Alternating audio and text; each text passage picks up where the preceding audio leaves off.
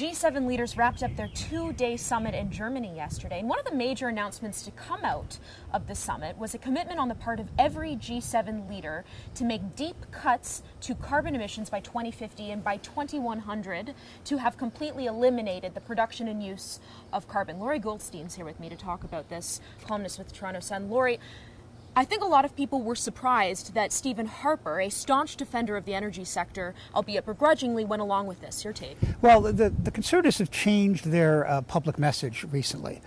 You'll recall that there was an earlier thing about a new commitment of reducing our emissions by X number by 2030, which was the first time the government talked about buying carbon credits abroad. They're a scam, but they talked about it, right? And in this one, yes. But I think what we have to do here is just, if you want to look at the politics, it's that Harper knows that he has to be defensive on the issue of the environment.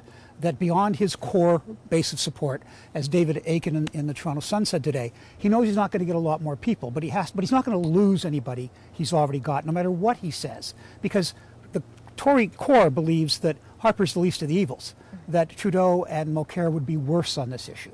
So in terms of committing to a decarbonized world by 2100, Marissa, I can give you a promise that's much more likely to occur. I'll be dead by 2100, but your audience can rely on that. What they cannot rely on is this promise, and let me give you examples of why. This was held in Germany, the G7. Germany purports to be the leading renewable nation in the world. It gets 25 to 30% of its electricity from renewables, not just wind and solar, but wind, solar, hydro, and others. But what has Merkel done? She's backing off of nuclear, which is the one practical non-emitting source of conventional energy that we have. And she's doing that because of untoward fears about what happened in Fukushima, which was a whole set of circumstances that don't apply to Germany or to Canada, both in terms of physical location and the technology. And what does she have to do then? There's no other choice. German coal use and emissions are rising exponentially. They're now at 45%. 45% of German electricity is produced by the dirtiest fossil fuel, coal, and I believe about half of that by the worst of coal. Germany continues to produce coal-fired power plants. Yeah, and more emissions per year than Canada. Now let's go to Obama, the great green president. Well, what's happened under Obama? Well, he recently ordered drilling in the Arctic. I don't think that's what I normally hear from the Greenpeace. That's their plan. But under Obama, and he has bragged about this, U.S. oil production has outstripped Saudi Arabia. The U.S. is now the biggest oil producer in the world. U.S. natural gas production under Obama has outstripped Russia, the biggest natural gas producer in the world. U.S. coal exports to Europe, China, Asia are at record levels. So he's exporting his emissions. He won't approve Keystone, but he has bragged to workers in the Cushing pipeline pipe yard in 2012 that his administration has approved enough oil and gas pipeline to more than encircle the earth. So he goes and he brags about what he's done to boost fossil fuel use. So to Merkel and Obama and all the others, I would say, well, you say you're going to go from long after you're all out of power, you're going to go to like a decarbonized world. But what you're doing is the exact opposite. Why should we believe you? And we shouldn't believe them because they're lying. So you're saying it's nothing more than hot air, that they're trumpeting a decarbonized world by 2100, but it means nothing, and it's nothing more than a PR victory for these guys? I can promise your audience that by 2050, there'll be flying cars. I can promise them that by... that was a promise that was made, actually, and it didn't come true. Yeah. At 2100, we'll all be running around on flying unicorns. What you have to remember is there's rhetoric and there's reality. And what I would say to your audience is you have to listen to what they say, but to understand, you have to see what they're doing. And what they're doing is not what they're saying. The Prime Minister said that the kind of targets they're talking about would require a transformation of the energy sector. Do you think he's buying into it by saying that? No, he's just, see, that's one of those things that, well, of course it would. Regardless of whether you're going to do it, if you're saying we will have to decarbonize by 2100, here's what you have to do, Marissa. You have to find something new to power all cars, because that's gasoline. You have to find something to power new our society, both residential, industrial, commercial, for electricity. Because now, not in Canada. Canada has lower emissions in coal. But in most of the world, you're going to have to find a new way to power industrial society. Now, there's another problem here. countries like Canada, the United States, the UK, France, we all became first world nations with high standards of living by using fossil fuels. And by doing that, we powered ourselves out of what were really third world conditions perhaps a century and a half ago into what we have today. Longer lifespans, better technology. We have the resources to improve our environments. Now, there's all kinds of nations in the third world that are trying to do exactly the same thing. They want to use their fossil fuel resources to power themselves into the first world, most notably China. So you've got a bunch of countries where we've already done it, we've already used it, and now we're telling those countries, China, Africa, all over the world, sorry, we screwed up the atmosphere. You can't use our technology or the technology we have to do what we did. Well, I guarantee you, let me give you an example. People always scream about a coal plant. Yeah, a coal plant can be pretty dirty. China, it's pretty dirty. But you know what? When people don't have electricity at all and they have to use animal dung and wood shavings and that to cook and light their home, millions of them die every year, mainly children, because that's the worst pollution you can have. You have a fire in your home or your hut, right? And you have to cook there, you have to get your heat from it. You die early because of the particulates. And so all the problem is people look at this, or the people who want to spin us look at it in absolutes. Look at those horrible pictures of Beijing.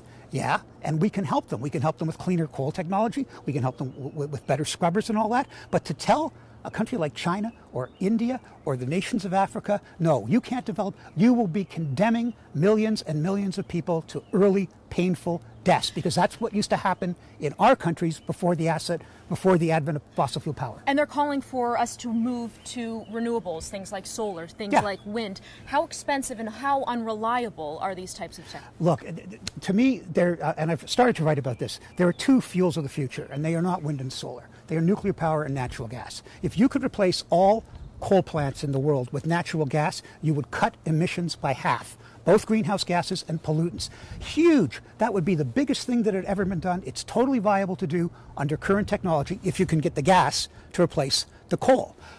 Wind and solar are, when you talk to actual people who know this stuff, there's a whole bunch of them. Wind, solar, tidal, hydrogen, biomass.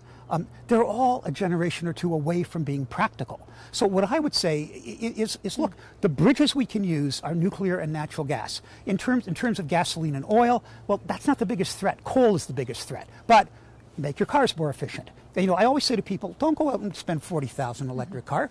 Get a modest car, a good 4-cylinder car, keep it tuned, keep the tires inflated.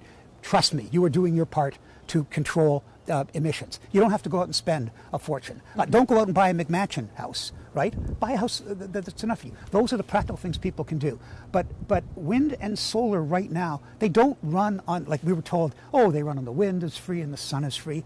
They don't. They run on subsidy. That's all they run on. And as soon as the money runs out, it stops. Am I saying there's no place for wind or solar in the future? No. No sane person would say there's no place for technological advancement. There always is. And someday they will be ready. But it won't be by Greenpeace running around chaining itself to mines and that. It will be by engineers and technologists who, recognizing that this is the way we are going because of statements like the G7, okay, we have to invent lower carbon, and that's what will get us there. But these declarations of what might happen, what politician in 2015 can guarantee what his country is going to do 85 years later? It was a point I made yesterday in my monologue when I talked about this, which was, in the event that we get to a decarbonized society come 2100, it won't be because of a group of politicians in a room in Germany in 2015. It will be because of technological innovation. Would you agree? Yeah. The one thing I would say, though, is that heaven knows we think symbolism is important. And in the green energy file, really, that's all we have. But having said that, if nations continue to set this tone that this is a goal, right? Well, eventually industry looks at it and goes, well, we're not going to go to war with the government on this, right? If this is the way they want to go, if this is the energy that we can sell, that they will help us sell, then we will move. But they'll do it because of their bottom line. And the problem I have is that right now what we're really doing is we're not lowering the cost of renewables, wind and solar. Look at what's going on in Ontario with electricity prices. They're exploding. What we should be doing is making renewables more efficient so that they're cheaper.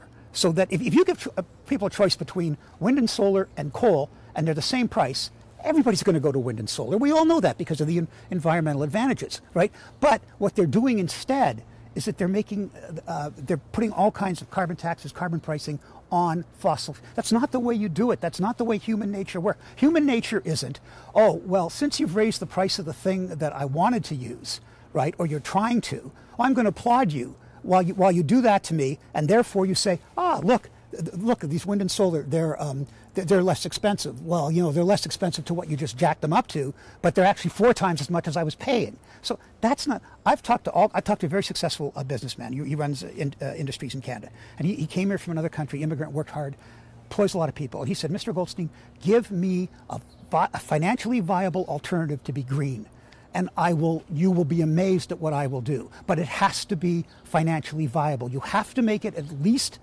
as inexpensive as the energy sources I now use. If you do that, right, there'll be no stopping people like me, because of course we'll want to use that. But you can't do it by forcing people to do things they know are nonsense. All right, Lorrie, it was a pleasure talking to you.